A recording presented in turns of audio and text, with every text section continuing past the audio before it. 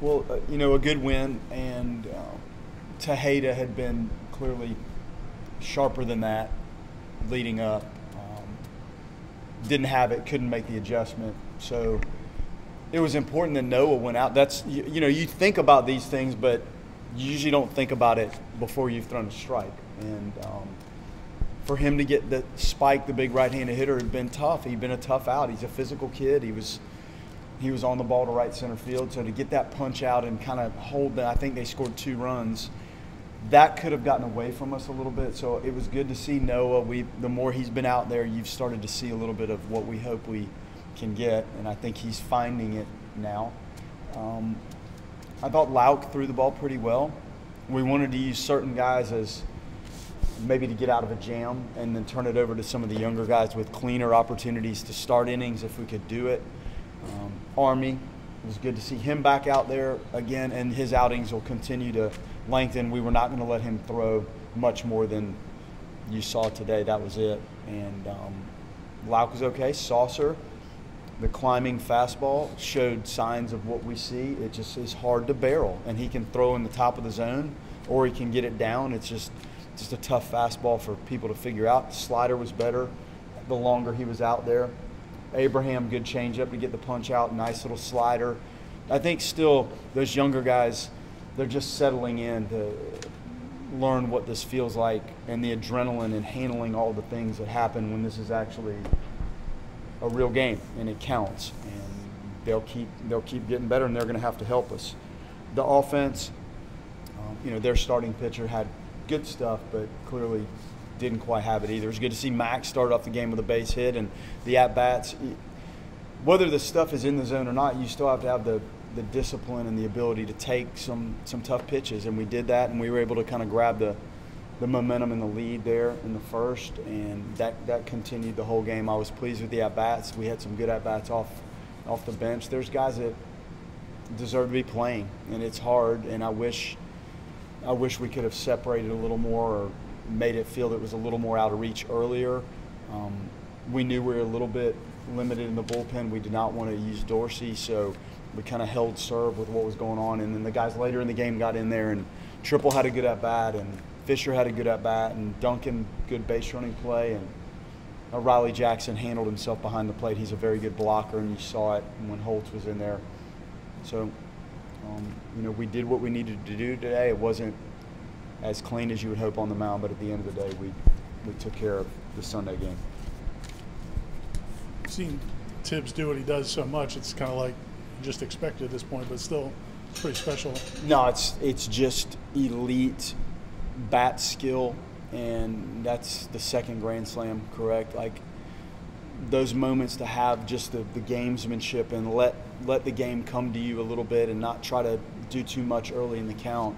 He's got that skill. Like he's got the hitability skill, and he's stronger. We do these talks in the weight room here after the games, and the hours and days that these guys spend in here, like it adds up, and you're seeing a group of people that are more physical than they were when they got here, and that's part of the development.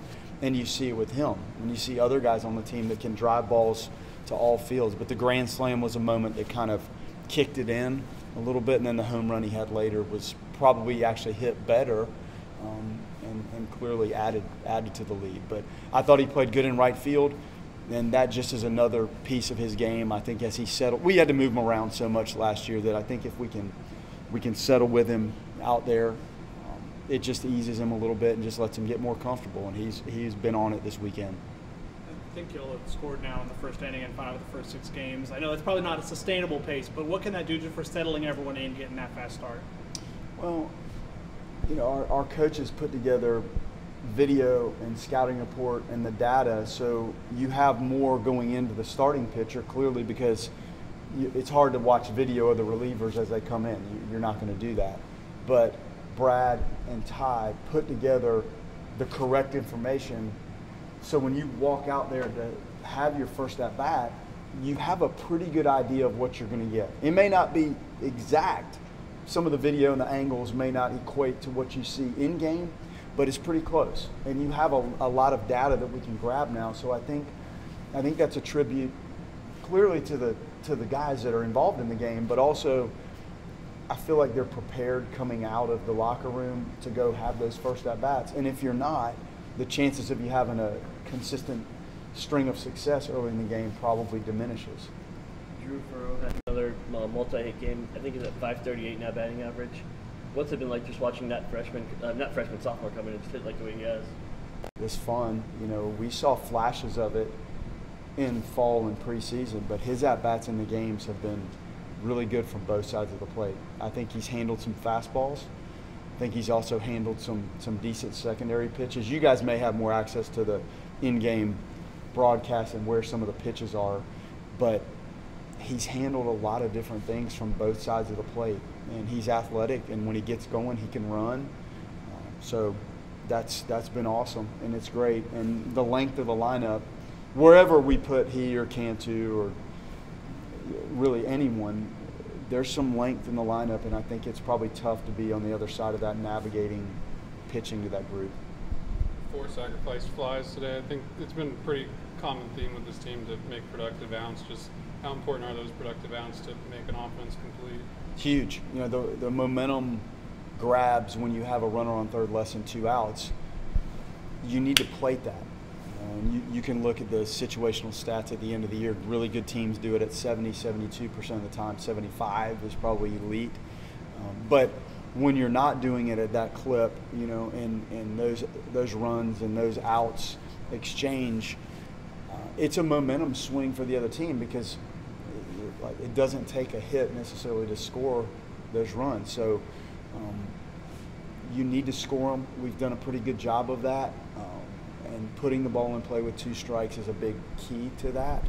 Now, on the other side of it, like when you're navigating it from the mound, if you can shrink those moments and get some key punch outs, it's just such a drastic sway in the tempo and rhythm of the game. Drew, just being a football player, multi-sport guy, is there something to the makeup of that, in terms of just a competitive spirit? Yeah, he's a very thoughtful athlete. He works very hard at it. He has a routine that he likes to follow. He's very engaged in what he's doing, and he is a tough kid. He's physically tough, and I don't think he's played much second base. I felt like the last week or so of the preseason, he seemed comfortable when we moved him over there, and he's a worker. He likes to work, and it's fun to see somebody that works at it go out there and have in-game success, and he's doing exactly that. I'm sure y'all probably may not have totally decided yet. Do you have an idea at this point if you're keeping Connor where he's been or trying to get him back in the weekend? I need to think that through with Micah. There's a lot to digest from what we just did, and you're kind of looking, like you said, at a longer span of this. Whether, hey, do you start on Tuesday? It starts to change wholeheartedly for a couple weeks based on what you do. So we need to make sure we're doing the right thing by him and for the team.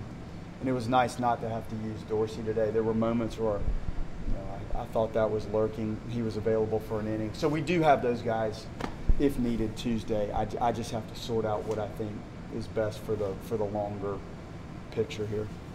Kind of thinking big picture, you guys were 6-0 last year, didn't have the finish you guys were hoping for, I'm sure. 6-0 again this year. What's the mindset, what's the message, I guess, to the guys to make sure this start is more sustainable than last year's? Well, we have to stay healthy, obviously, and that was a big part of what happened.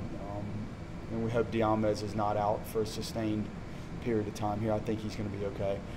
The message is come out and play one good inning of baseball and make one good pitch at a time, and the rest takes care of itself. There's no, I couldn't have told you the record last year.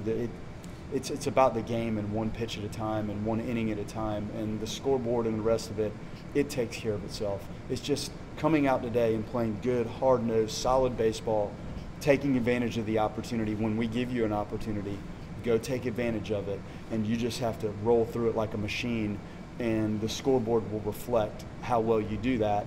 And then as you get deeper into the season, the record will also reflect how well you do that. And you have to stay healthy. That's a key part of it, and it's also why Jamie Arnold and Dorsey and Whitaker, there are things we do throughout the course of this to try to maintain the health for the long haul. Some of it you can't control, but the stuff that we can, we try.